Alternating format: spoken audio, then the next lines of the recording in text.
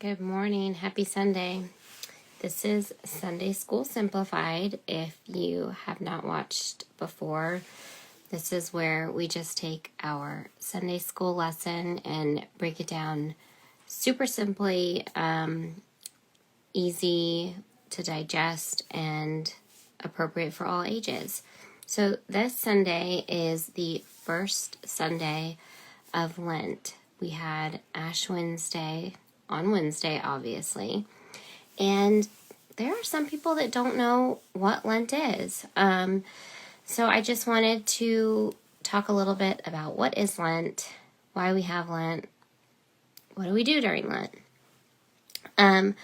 So if you want to follow along in your Bible, it is Matthew chapter 4, verse 1 through 11, talks about when Jesus goes into the wilderness. God instructs him to go into the wilderness.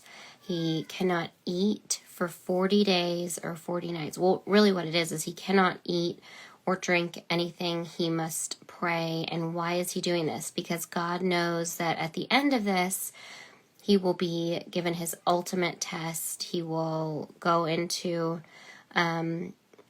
Jerusalem and ultimately be crucified. He will be arrested, accused of crimes that he didn't commit, and then crucified on the cross, where he obviously was resurrected 3 days later. So this was not something that was going to be a walk in the park. God knew this.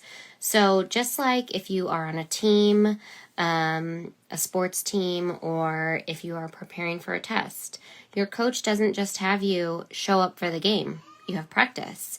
If you have a spelling test, you don't never look at the words and then just wing it on the day and expect to do well. You practice your words. So this is kind of the same thing, what God did with Jesus. And this is not glamping, okay? Like, it was cold, he was hungry, he was tired, he had no shelter. He literally wandered in the wilderness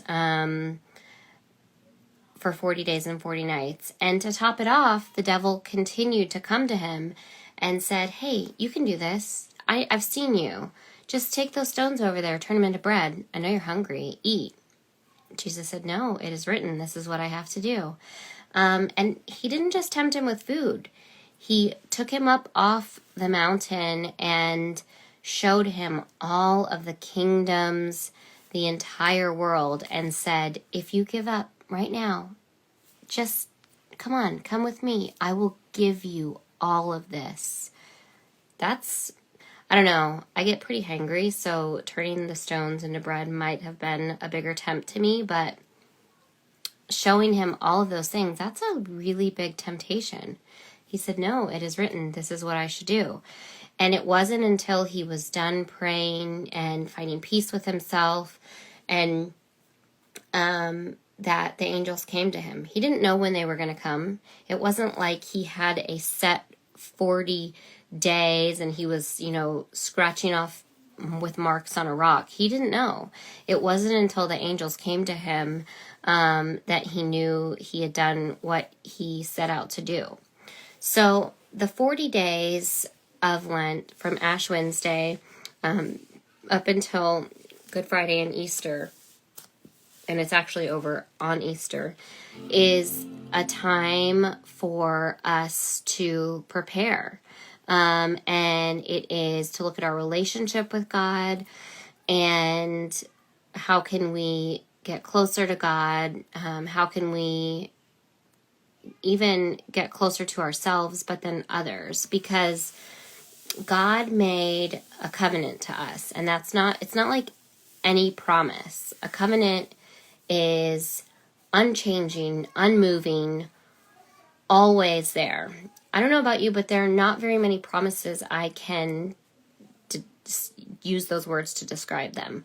So it's bigger than a promise. But God did not just make that covenant to us. He made it, a good example is in the book of Genesis, way before Jesus ever came, and God was talking to Noah when he was building the ark.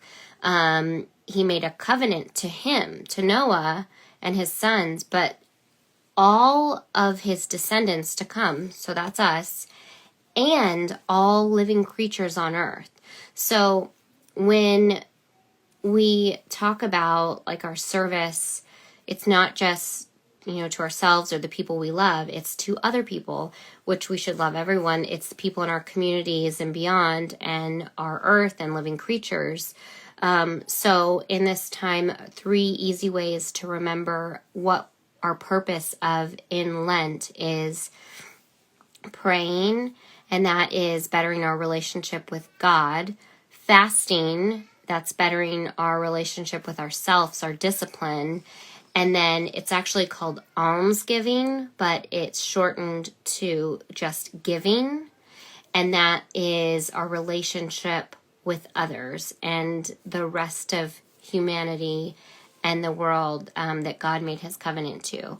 And you don't have to fast like Jesus for 40 days and 40 nights. Actually, I do not recommend it, but some people fast once a week, or if you're not going to literally fast and literally not eat, you can give something up like chocolates. I think when I was little, the number one thing I always gave up for Lent was chocolate.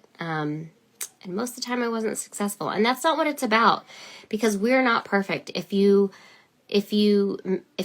slip up and have something, it's not ruined. Don't be hard on yourself. It's not over, because we have the ultimate forgiver in God.